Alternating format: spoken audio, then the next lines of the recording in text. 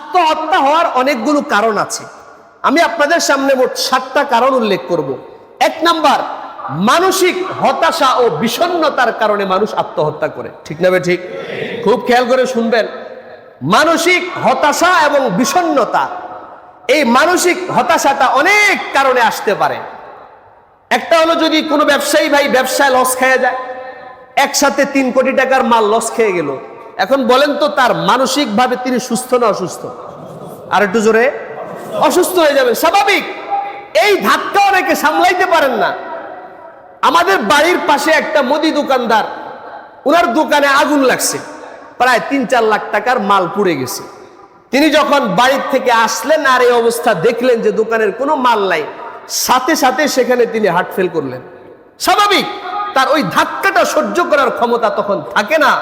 এই মানসিক হতাশা ও বিষণ্ণতার কারণে আরো অনেক কারণে মানসিক হতাশা আসতে পারে। অনেকের বিবাহ করতে পারে না, অনেকের মেয়ের বিবাহ হয় না, ছেলের বিবাহ হয় না।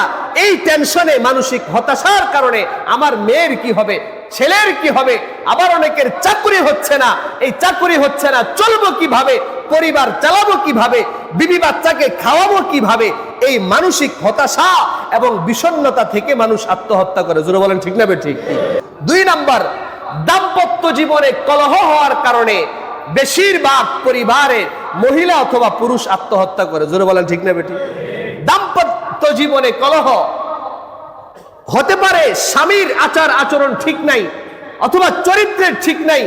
আবার অনেক পরিবারের ক্ষেত্রে স্ত্রীর চরিত্রের ঠিক নাই, পরকীয়ায় লিপ্ত হয়ে যায়। স্বামী যখন দেখতে পায় যে আমার স্ত্রী আমাকে মুহাব্বত করে না, আমার স্ত্রী আমাকে ভালোবাসে না, আমার বাচ্চাদের জন্য তার কোনো কেয়ার নাই, সে আরেকজনের সাথে কথা বলে, এটা দেখে অনেক স্বামী সহ্য করতে না পেরে আত্মহত্যা করে। কথা ঠিক না বেঠিক? আবার অনেক মহিলাও এটা বিপরীত, সেও আত্মহত্যা করে। অথবা অনেক মহিলা শাশুড়ির সাথে মিল না থাকার কারণে দিনের পর দিন ঝগড়া চলতে থাকে, স্বামীর পক্ষ থেকেও কোনো হেল্প পাওয়া যায় না, নির্যাতনের শিকার হয়ে অনেক গৃহবধূ আত্মহত্যা করে। জোরে বলেন ঠিক না ঠিক? আর আসতে বলেন, এই ঘটনাই তো বেশি আমাদের দেশে এবং সমাজে। এইটার কারণ তো অনেক বেশি।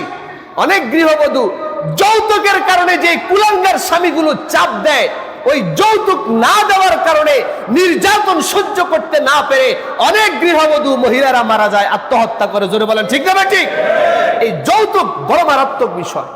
আপনাদেরকে আমি স্পষ্ট বলতে চাই, যারা নিজের পরিবারকে চালাইতে পারবেন না, বিবাহ করার পরে বিবি বাচ্চার খরচ চালাইতে যারা পারবেন না, তাদের জন্য বিবাহ করা জায়েজ নাই। কথা ঠিক না ঠিক? আপনাদের বিবাহ করার দরকার নাই।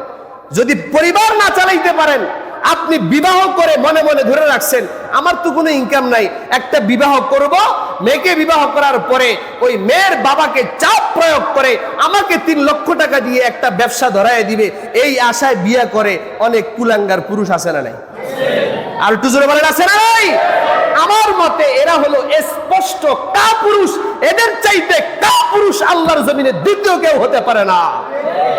আপনি যদি নিজের ক্ষমতা নিজে না রাখেন, একজন পুরুষ হয়ে যদি রুজি রোজগার করার ক্ষমতা না রাখেন, যৌতুক নিয়ে চাপ প্রয়োগ করে অনেক ক্ষেত্রে মেয়ের বাবা মা বাধ্য হয়ে ওই সুদে টাকা নিয়ে, সুদের উপরে টাকা নিয়ে ধার করে ব্যাংক থেকে কিস্তি নিয়ে তারপরে যৌতুক দেয়। জোরে বলেন আছে না নাই?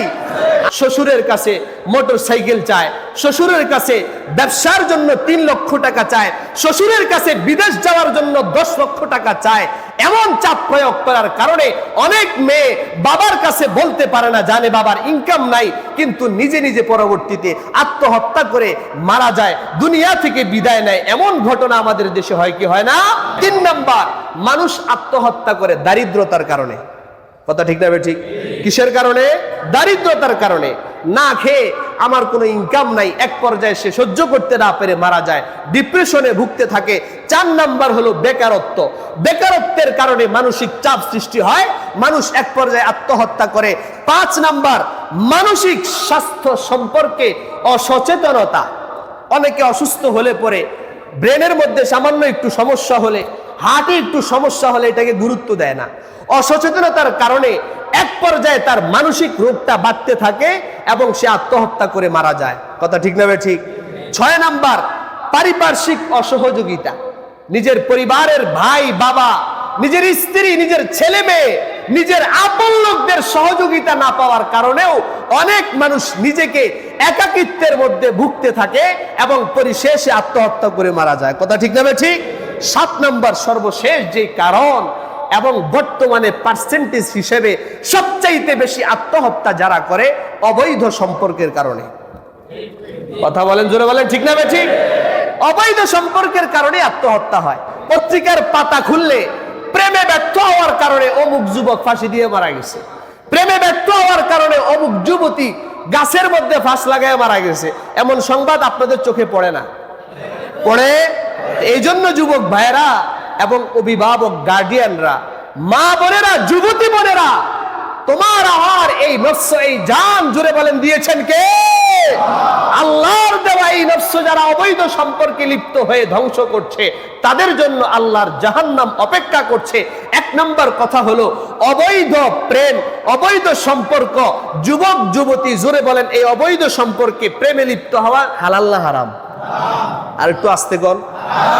হারাম। এর মধ্যে কারো কোনো সন্দেহ আছে নাকি? মোবাইলে কথা বলা জায়েজ আছে, ফেসবুকে মেসেঞ্জারে চ্যাট করা জায়েজ, ইমুতে ভিডিও কলে কথা বলা জায়েজ, অডিও কলে কোনোটাই জায়েজ নাই। মহিলাদের কণ্ঠটা পর্যন্ত আল্লাহর নবী সতর বলে দিয়েছেন। সুবহানাল্লাহ বলেন। মহিলাদের শুধু চেহারা না, মহিলাদের শুধু হাত পাও, বডি স্ট্রাকচার না, মহিলাদের গলার সুর পর্যন্ত আল্লাহর নবী বলেছেন মহিলাদের গলার কণ্ঠটাও সতর। এটারও পর্দা করতে হবে। আপনার কণ্ঠের প্রেমে পড়ে যায় অনেক যুবক, এভাবেই প্রেম শুরু হয়। মেসেঞ্জার, ইমুতে, ফেসবুকে ফ্রেন্ড লিস্টে থাকার মাধ্যমে, চ্যাটিং এর মাধ্যমে সম্পর্ক তৈরি হয়। এক পর্যায়ে ফাইনালি সফল হতে না পেরে হাজার হাজার যুবক যুবতী আমাদের দেশে আত্মহত্যা করে, সুইসাইড করে, ফাঁসি দেয়, উপর থেকে লাফ দিয়ে মারা যায়। কথা বলেন, ঠিক না ঠিক? এই জন্য হাতে পায়ে ধরে বলবো যুবক ভাইয়েরা, আল্লাহর নবীর হাদিস, আল্লাহর কোরআনের আয়াত বলছে, যদি আপনি আত্মহত্যা করে মারা যান, আচ্ছা যেই মেয়েকে আপনি পেলেন না, তার কারণে আপনি আত্মহত্যা করলেন, আপনি মারা যাওয়ার পরে ওই মেয়ে আর জীবনে বিবাহ করবে না। আর একটু আসছে। তাহলে আপনি যার জন্য মারা গেলেন, সে তো অন্তত আপনার বিরহে সারা জীবন সে বিয়ে না করে থাকতে পারতো, কিন্তু সে কি বিবাহ না করে থাকবে? নাকি আপনি মারা যাওয়ার 1 মাস পরে বিয়ে করে ফেলবে? তো সুতরাং আপনি কার জন্য জীবন দিচ্ছেন? যে ব্যক্তি আরেকজনের জন্য, সাধারণ দুনিয়ার একটা মেয়ের জন্য নিজের জীবনকে কোরবান করে দেয়, এর চাইতে অধর্ম, এর চাইতে অথর্ব এবং বোকা দুনিয়ার বুকার কেউ হতে পারে না। কথা ঠিক না ঠিক? আচ্ছা, এর আগে বলি, আল্লাহ রাব্বুল আলামিন সূরা নাবার মধ্যে স্পষ্ট বলে দিয়েছেন, যুবক ভাই, যুবতী ভাইদের জন্য আমি বলছি, এই আয়াতটা বলছে, আল্লাহ বলেন, ওয়া খালাকনাকুম আজওয়াজা, আমি আল্লাহ তোমাদেরকে জোড়ায় জোড়ায় সৃষ্টি করেছি। সুবহানাল্লাহ বলেন। আল্লাহ আমাদেরকে সৃষ্টি করেছেন একা না জোড়া জোড়া? আমাকে সৃষ্টি করেছেন, আমার বাম পাজরের হাড় থেকে আমার বিবিকে সৃষ্টি করেছেন, আপনাকে সৃষ্টি করেছেন, আপনার বাম পাজরের বাঁকা হাড় থেকে আপনার বিবিকে সৃষ্টি করেছেন, বাবা আদমকে আল্লাহ সৃষ্টি করেছেন, বাবা আদমের বাম পাজরের হাড় থেকে আম্মা জান হাওয়া আলাইহিস সালামকে আল্লাহ সৃষ্টি করেছেন। সুবহানাল্লাহ বলেন। তো সুতরাং আল্লাহ বলেন, আমি জোড়ায় জোড়ায় তোমাদেরকে সৃষ্টি করলাম। তো সুতরাং আল্লাহ যেহেতু আমার জোড়া বানাইয়াই দিলেন, সেহেতু অবৈধভাবে জোড়া খোঁজার দরকার আসেনি। আর একটু জোরে বলেন। আল্লাহ তো আপনার জন্য নির্ধারিত করে দিয়েছেন, নির্ধারিত সময়ে আপনার যে সেই জোড়াটা আপনার কাছে চলে আসবে।